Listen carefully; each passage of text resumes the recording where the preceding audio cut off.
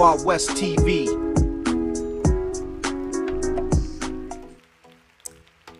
Hujambo na uhari gani mtazamaji wa West TV unayetufuatilia popote pale ulipo.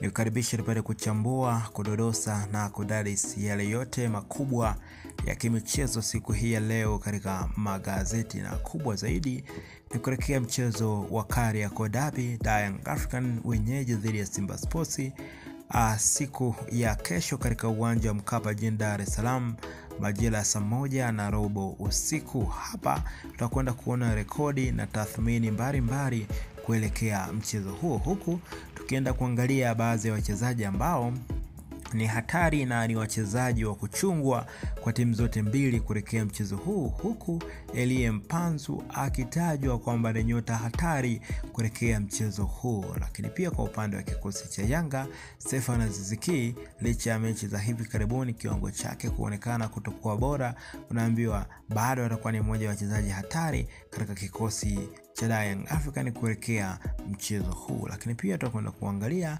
namna ambavyo kocha Fadlu Davids amejipanga kwa ajili ya kuondoka na alama 3, kwa sababu itakuwa ni dabi yake ya 3 akiongoza Simba. Lakini katika dabi 2 zilizopita Simba Sports amekubali kipigo cha goli 1-0 katika michezo yote miwili. Kwa hiyo mchezo mwingine ambao Fadlu Davids anakwenda na mipango mingine, anakwenda na mfumo mwingine, kwa sababu tayari ameshaiona na kuitambua Yanga avema. Kwa hiyo anakwenda kwa ajili ya kusawazisha hayo yote. Lakini pia unaambiwa kufungiwa kwa Ali Shabani Kamwe na TFF baada ya kutoa kauli ambazo zilionyesha na mashaka na waamuzi wa ligi kuu Tanzania bara.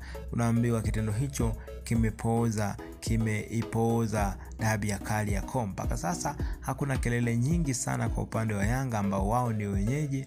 Unaambiwa kitendo hicho kimeipoza dabi ya Kariakoo. Tutakwenda pia kukujuza kwa nini Ali Shabani Kamwe amefungiwa. Lakini pia nitakwenda kukujuza hukumu kutoka TFF juu ya Ahmed Ally, naye pia kwa sababu alihukumiwa kutokana na kauli mbali. Lakini pia tutakwenda kuona namna ambavyo Yanga wanaenda kuimarisha kikosi chao, huku Ikangalombo akiingia katika kikosi na Jonas Gerald Mkude akitajwa kuondoka ndani ya kikosi hicho mwishoni mwa msimu huu. Na katika hayo yote tutakwenda kuangalia katika gazeti la Tanzania Bora, tutakwenda pia kuangalia gazeti la Jamvi la Habari, gazeti la Mwanahabari, gazeti la Dira, gazeti la Wamachinga, gazeti la Uhuru, gazeti la Mwanaspoti, karakiu ya michezo na burudani. Kikubwa, kama bado haujawa miongoni mwa favorite hii ya michezo, hujachelewa, unaweza kubonyeza maandishi yaliyoandikwa na subscribe hapo ili wa kwanza kupata habari zetu mbalimbali punde tutakapokuwa tukizichapisha habari za michezo kitaifa na habari za michezo kimataifa. Na tukianza na gazeti la Mwanaspoti, habari kubwa ukurasa wake wa mbele ni kuelekea mchezo Kariakoo Derby, Young African dhidi ya Simba Sports. Anakuambia Dr. aichungulia derby, Pacome Mpanzu wa onywa, awapa neno walio katika mfungo, agusia pia afya ya akili. Derby hii utamu upo kati. Ni majira saa 1:15 katika dimba la Mkapa jijini Dar es Salaam. Young African atakuwa mwenyeji kuwakaribisha Simba Sports. Tunaambiwa Dr. ameendelea kuwaonya Elie Mpanzu pamoja na Pacome, lakini kubwa zaidi hawa nao ni mmoja wa wachezaji hatari kuelekea mchezo wa dabi, huku hatari ukionekana zaidi kwa Elie Mpanzu ambaye hajacheza dabi hata moja. Lakini pia upande ambao Elie Mpanzu atacheza kwa Young African unaonekana bado haujakuwa sawa.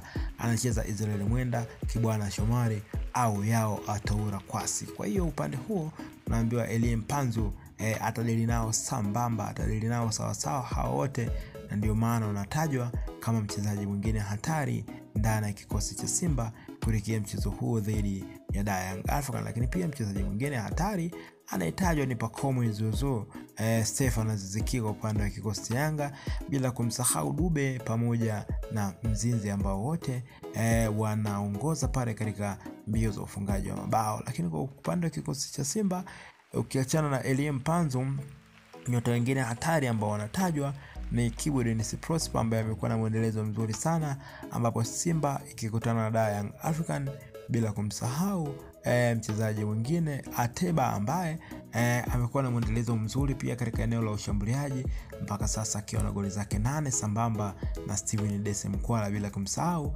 Jean Shalehe wa naye anatajwa mmoja wa wachezaji hatari sana, bila kumsahau golikipa Pimpin Kamara ambaye amekuwa bora akiwa na clean sheet zake 15 mpaka sasa katika mwendelezo wa ligi kuu Tanzania bara. Bana, hao ni baadhi ya wachezaji hatari ambao wanatajwa sana kuelekea mchezo wa Kariakoo Derby, lakini mpaka sasa Young African yupo katika kilele cha ligi kuu Tanzania bara alama 58, lakini pia amepata penalti 5, amepata katika penalti 5 penalti 2 ameshindwa kuhamisha wavuni, lakini Simba Sports nafasi ya pili alama 54, amepata penalti zake 10 na katika penalti 10 amepata penalti 9, amekosa penalti 1 tu ambayo alikosa Leonel Ateba.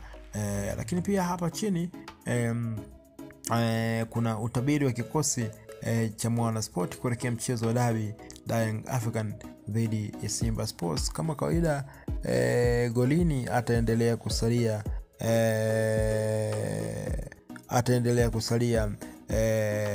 kusalia Djigui Diarra kwa upande wa kikosi cha Yanga, kwa mabeki wakati Dickson Job pamoja na Ibrahim Baka, lakini mabeki wa pembeni amepewa Israel Mwenda pamoja na Chandra Kiboka Aucho pamoja na Mudathir Yahya, lakini Max Nzengeli, Stefan Ziki, Pakome pamoja na Mzinze wamepewa nafasi ya kuanza katika kikosi hicho.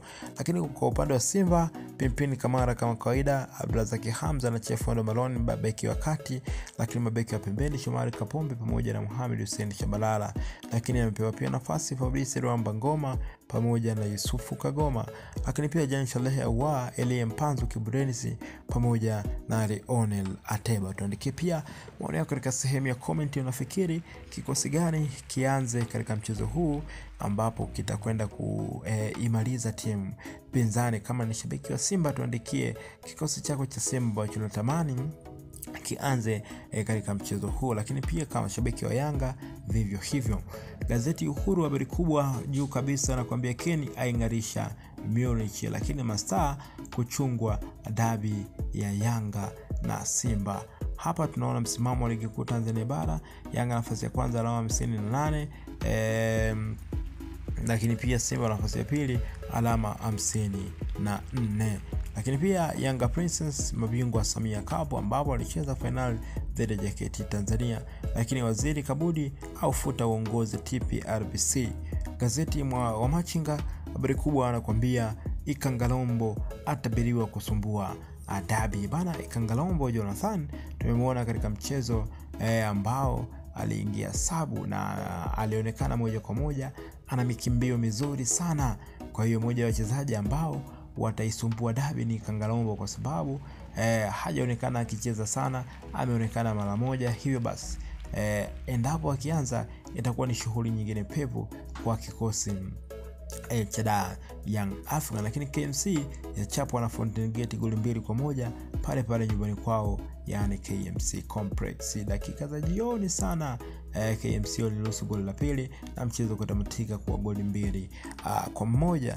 Lakini habari nyingine hapa nakwambia Fadru hesabu zimekubali Machi 8 inakuwa ni dabi yake ya 3, na dabi yake hii ya 3 yupo tayari kwa ajili ya ushindi, kwa sababu dabi nyingine 2 zilizopita amepoteza kwa goli 1-0 kwa goli 1-0. Kwa hiyo Machi 8 Fadru amejiapiza kupata ushindi katika mchezo huo. Lakini Kasoga azidi kung'ara huko nchini Mexico. Lakini pia goalkeeper wa Singida Black Stars aitwa timu ya taifa ya Nigeria. Ni moja ya magolikipa, ni moja ya wachezaji kutoka Singida ambao wametajwa kubadilisha uraia. Imekuwa kama utata hivi, amebadilisha uraia lakini bado ameitwa katika timu yake ya taifa ya Nigeria. Hii wataalamu wa soka tunasema ni GG, yani ameitwa huku lakini pia huku amebadili uraia. Gazeti la Dira habari kubwa nakwambia Fadru kuja na mipango mipya ya Machi 8. Kocha mkuu wa Simba, mipango kila siku inabadilika na pia huwa tabiriki. Kwa hiyo tutegemee mipango mingine mipya kabisa katika mchezo wa dabi dhidi ya Yanga. Lakini Dube chaguo la kwanza kule Kaizer Chiefs, lakini Fountain Gate yaichapa KMC goli 2-1.